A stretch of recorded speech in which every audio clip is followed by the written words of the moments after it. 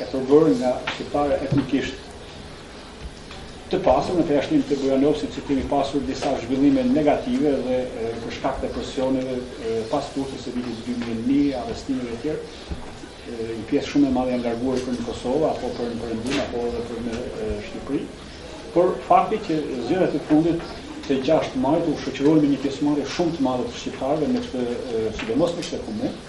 bëri të mundur që shqiptarët të rivendosin edhe një herë Këshillin e Komunës dhe bashkë me të kreun e ri të komunës. Si të theksova, në Shqipëri nuk ka një traditë të institucioneve demokratike dhe kombëtare, dhe sidomos nuk ka një përvojë gjatë institucioneve siç është Ministria e Jashtme, e cila të kërkojë më shumë llogëri për zbatimin e lirive dhe drejtave themelore të partisë shqiptare në malëmet tuaja. Aktualisht kuaj se nuk është realizuar asgjë. Biles edhe një nga pikat kryesore të heqjes së ushtrisë serbe nga Lulina e Preshevës, tashmë kjo është shkelur sepse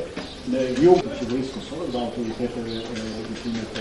Kosovës, një president i quajtur moderator pro-perëndimor i humbi zgjedhjet dhe në krye të shtëpisë ka një radikal si Nikolić, ish nënkryetari i Partisë Radikale të Sheshelit, i cili gjendet në Hag. Tashmë deklaratat e tij kanë qenë trombicë, jo vetëm për faktin e mohimit të genocidit në Srebrenicë dhe në Bosnjë, por edhe për faktin që ka deklaruar se ai nuk do të heqë dorë nga Kosova dhe do të bëjë mundur rikthimin ka autoritetit serbisë në Ballkan. Disa deklarata të tjera që janë konsideruar kërcënuese dhe kanë bërë të mundur që të reagojnë edhe zonja Ashton, edhe zonja Hillary Clinton, shpinë e bardhë, por edhe zyrtarët e tjerë të Bashkimit Evropian, sepse ky është një njeri me kaluar negative, është dëkuruar nga presidenti Milošević dhe Shesheli me atë që quaj termi vojvod, pra është një termi vjetër i çetnikëve. Po janë situash ajo që mund përfshihet një farë gjeopolitike e përmbledhur në mënyrë të shkurtër. Por ajo që mund të themi që faktori shqiptar është më i fuqishëm se sa kur. Fakti që Shqipëria është një nga vendet me stabilitet më të fortë ekonomik dhe financiar dhe ka anashkaluar apo si thua ka shpëtuar nga kriza që ka përfshirë bllokun e eurozonës, sidomos dy partnerët më të rëndësishëm tregtar siç janë Greqia dhe Italia. Fakti që Shqipëria është një vend antar i NATO-s dhe një vend me shumë kontribut në luftën kundër terrorizmit, dhe ka një të fuqishme në Afganistan dhe në Irak, por në disa vende të tjera deri në Çad. Ka bërë që Shqipëria të shikohet si një vend që eksporton siguri, jo vetëm në rajon, por edhe në nivelin ndërkombëtar. Fakti që shqiptarët në Kosovë tashmë ndodhen përpara atë që quhet një rezultim i mbikëqyrjes ndërkombëtare dhe ka mundësi që të gjejnë nga territori dhe formacione si Eulexi apo e mbytur disa formacione burokratike që në një farë mënyrë kanë dështuar që të kryejnë misionin e tyre, sidomos për Mitrovicën e Veriut, pra të kemi një rritje të pavarësisë dhe të autoritetit legitim të qeverisë Kosovës, ekonomike që po vjen të forcuar në rajon, do të bëjnë të mundur që të pushtojnë kërkesat e tyre për disa probleme që kanë të bëjnë ndoshta gjerë tek federalizimi i Maqedonisë. Po kështu edhe shqiptarët në raportet të cilat u ishte mohuar për disa dekada arsimin në Shqip, dhe roli i Shqipërisë vazhdon të jetë një rol i koordinuar në faktorin ndërkombëtar, sidomos me atë amerikan, dhe kjo bën të mundur që Shqipëria të mos marrë hapa të nxituar, të cilat mund të çojnë edhe në aventura ballkanike. Ndonjë pyetje në një herë çfarë kemi? Ju folët për faktorin e Shqipërisë dhe rolin e saj. Si mendoni, shpytjet për vetë personalisht, në çfarë mjetesh nga luftoj në çfarë mjetesh mund të dali rëndësia e faktorit Shqipëri në Ballkan? Normalisht ka bërë përpjekje dhe zakon të mos të kodat të apo shprehet. Si mendoni, cilat janë faktorët, si mund të ndikojë, në çfarë mjetesh reale? Vëjnë vetëm Maqedonisë, nuk e vëjnë vetëm Greqisë, nuk e vëjnë vetëm Malit Shqipërisë, apo Bosnjë e Hercegovinës, apo dhe mban me financa, mban me sitush me trupa para militare apo specializuara, me njerëz që kanë marrë pjesë në luftën e Kosovës vitin 98-99, Shqipëria nuk I ka përdorur përvoj presionesh, por kjo mund të ishte një presion I qartë, tjetra mund të mund të bëjë një denuncim më të fortë pra një institucione të sigurisë, NATO, Bashkimin Evropian, Këshillin e Evropës, në OSB, apo në Shtetet e Bashkuara të Amerikës, ku faktori shqiptar dëgjohet më shumë, mund të ndërtonte një skemë më të mirë të marrëdhënieve ekonomike dhe të partneritetit ekonomik, për shkak se ne Maqedonisë kemi krijuar ta zonë të gjitha lehtësirat aeroportuale, kemi hequr viza, kemi ndërtuar një sistem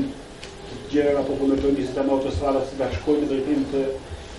Maqedonisë, kemi krijuar portin e Durrësit për të hyrë programet gjatë kësaj periudhe që ka qenë në konflikt me Greqinë dhe portin e Selanikut thuajse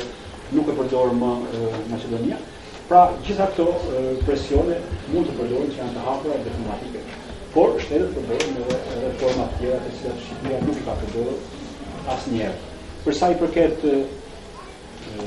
Malit të Zi, është qartë se Mali Zi është një republikë e vogël, më e vogël se sa vetë Tirana dhe është shumë e thjeshtë për të përdorur taktika të kërcënimit, apo taktika të kushteve apo të një partneriteti të brenda standardeve evropiane dhe të NATO-s, por të imponojnë njohjes së standardeve të drejtave njeriut apo të drejtave kombëtare apo të drejtave ekonomike që faktikisht humbohen shqiptarët të Malit të Zi dhe shqiptarët e Maqedonisë janë komi që ka emigruar më shumë në Evropë. Nga rreth 40% e popullsisë shqiptare që ishte në vitin 45-46, tani numri ka rënë në rreth 7 apo 8%, e cila ka një tendencë gjithnjë në emigrim. Sidomos në Shtetet e Bashkuara të Amerikës, thuajse ata që quajnë malësia, është një popullsi e tërë, e shpërngulur, domethënë e keqja është që simas shqiptarit po shpërngulur që janë shtret, tangentuar në ato për shtatet aty dhe krijojnë kushte. Pra, vetëm në çështjen Çame, e cila është një çështje e drejtë, cila që e ndërlikuar dhe e vështirë për të realizuar një kohë të afërt, por nuk është meritë asnjëherë çështja e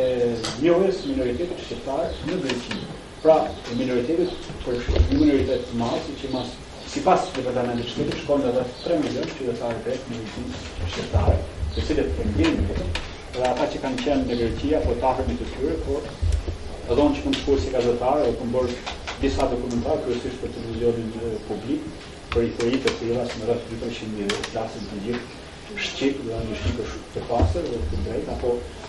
në pjesën e Çamërisë, ashtu siç kemi ndjekur sidomos të Top Channel, sa në televizion e Xhonë të tjerë, kanë frikë në autoritetet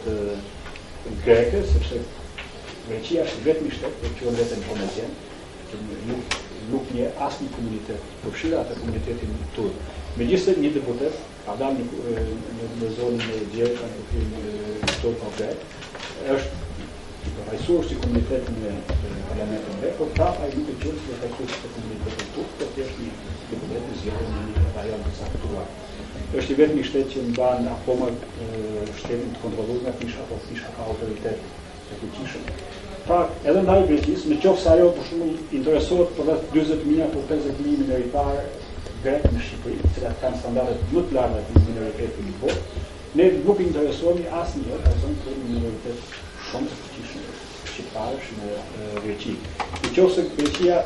bëri gjitha presionet menjëherë dhe jo diplomatike në periudhën e vitit kur po bëri censusi apo regjistrimi popullsisë dhe I banesave, qoftë duke shkelur edhe drejtën ndërkombëtare dhe legitimitetin e sovranitetit në një qeverie, duke bërë edhe duke dhënë edhe udhëzime, Shqipëria nuk ka kërkuar asnjëherë që vallë parë Greqia të respektojë standardet e veta ndërkombëtare si në vendin e Bashkimit Evropian dhe Israelit. Pra, mendimi im personal është që diplomacia shqiptare duhet të jetë më e fortë, më e fuqishme, më imponuese dhe të vetojë marrëdhënie mbi parimin e vjetër të diplomacisë, është parimi I partneritetit. Nëse edhe Mali I Zi interesohet të asojnë për të jetë malazez në Shqipëri dhe I kërkon në Kosovë për një minoritet si sa. Apo nëse Serbia përpiqet të shpikë një minoritet malazez si serbi, si faktikisht nuk ka asnjë serb. Statistika se edhe ata 30 familje pas konfliktit në Kosovë udhëtuan të rrugës. Edhe ne duhet të përdorim më shumë presionet ndërkombëtare dhe sidomos në pikpamjen e drejtës së drejtave themelore të njeriut. Megjithatë, Shqipëria ka qenë shumë e keqkuptuar, është gati për të keqkuptuar tani sepse fëmijët e thanë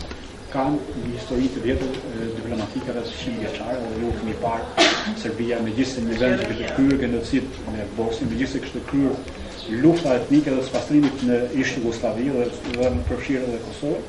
megjithëse një vend i izoluar për rreth 10 vjet, arriti që të kryu një periudhë shumë të shkurtë, të rehabilitohet diplomatikisht, të dalë në arenën ndërkombëtare, biles edhe të akuzojë Kosovën nëpërmjet dikmartit me akuza një herë deputetin nga më absurde. Pra, ajo është një kundërshtar gjithnjë i fortë dhe i rrezikshëm. Madje po bënte lobing, isha para takosh në një konferencë në Prishtinë dhe po dëgjoja flitet në këto qarqe intelektuale që po flitet për një lobing të jashtëzakonshëm që po bëjnë në Bashkimin Evropian kundra Kosovës dhe Shqipërisë, por luajnë pisët dhe fshehur aty. Evropa Federale në Amerikë kryen lobingun më të fuqishëm, që mund të krahasojë vetëm me lobingun që këtu në Shtetet e Bashkuara. Pas vendosit të qeverisë në Kosovë u tërhoqën shoqëria civile, akademikët, publicistët, veprimtarët e shquar, përfshirë edhe ato lidhje shqiptare amerikane dhe disa forume të tjera siç janë Vatra dhe Këshilli Shqiptar Amerikan e tjerë, dhe ju lanë dorë qeverisë. Po një qeveri e varfër, pa resurse ekonomike dhe politike nuk mund të bëjë më shumë. Ndërkohë që fitoi shumë avantazhe Serbia për shkak se sidomos 2 vitet e fundit ajo bëri një lobing të fuqishëm deri edhe pranë gjykatës ndërkombëtare të drejtave të njeriut, ku për fat mirë çështja e pavarësisë Kosovës u gjetë të bazuar në drejtën ndërkombëtare.